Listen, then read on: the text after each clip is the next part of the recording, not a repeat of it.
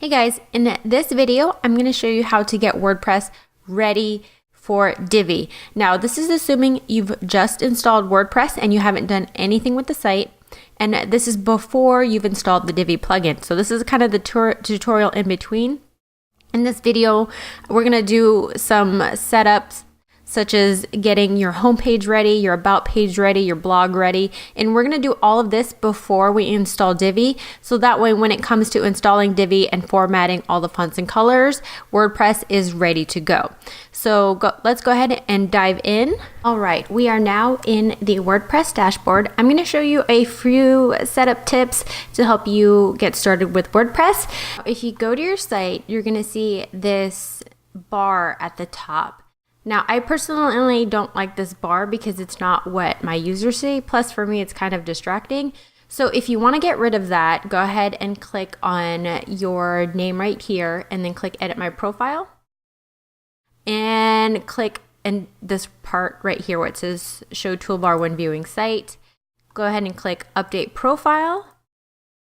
And then go to your site and it will show you the site without the bar. Now, some other tips and tricks inside of the profile. So here's your site without the bar, and it's just a lot cleaner. And this is rather plain, so we're going to go ahead and style this up a little bit. Before we get into that, there is a couple safety things as far as making sure you're not getting hacked. You don't want to display your username for your blog, and the reason for that is because if somebody's trying to hack your site, they will have one half of the information they need to log in. So once they have their username, now all they have to do is guess your password. And of course, you want a secure password. But to change your username, what you can do is type in whatever name you want here. And then it's going to say display name publicly as. Now it generates from the content up here. So it has your first name, your last name, and then you can pick if you want whatever name that you want right here. Let's say your name is Jane Doe.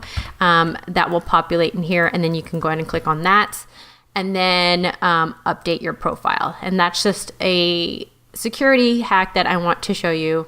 Not a hack, but a security thing that you should be doing. All right, so just a couple things to get started with making your site look pretty. I actually want to go into settings, and then we're going to start with general. And right here it says your site title, which shows up here where it says sales page slay. And then you also want to change your tagline about what your site is going to be about, and that's also going to show up not only in the tab, the description for the tab, but it's also going to show up for Google. So when somebody searches your site, whatever you put in here is going to connect with Google. So for sales page slay, design your sales page. I'm just putting that really quickly. I may change it later. But anyway, DIY your sales page. There we go. Okay. Some other things that you may want to change is your time zone. If you have a countdown timer or anything that involves the time, you want to make sure you have the correct time zone. So I'm picking Pacific time, which is UTC -8. And then you can change some of these, but that's not really important right now. I like to start my weeks on Sunday.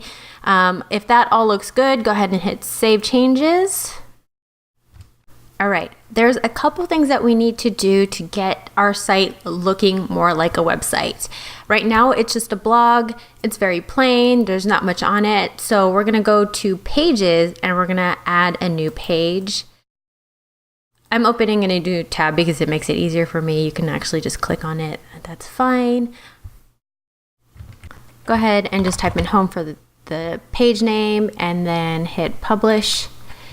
Now, there's not going to be any content on here. We're just creating placeholders, and trust me, this is all going to make sense when the site comes together. You can change the name of the address if you want, but for the most part, it's usually fine. So I'm going to go ahead and click out of this, and then I'm going to add another page. I'm going to do About, and then I'm going to do Blog as the third page. So we're going to type in About. I'm actually going to some text here so it's not completely blank. Okay, and then I'm going to add one more. I'm going to add a page called blog, but I'm not going to put anything in it because this is going to be the placeholder for our blog.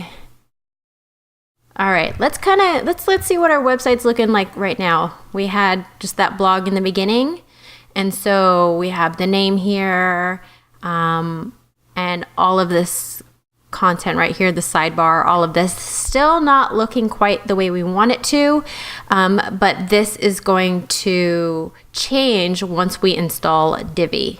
All right, now before we go into installing Divi, there's just a few more things that I need you to do. Go ahead and go into settings and go into reading. So let me show you that one more time. Go to dashboard, settings, reading. And we're going to change the home page to be the home page, because right now it's just the blog page. And then the post page, which is your blog, to be the blog.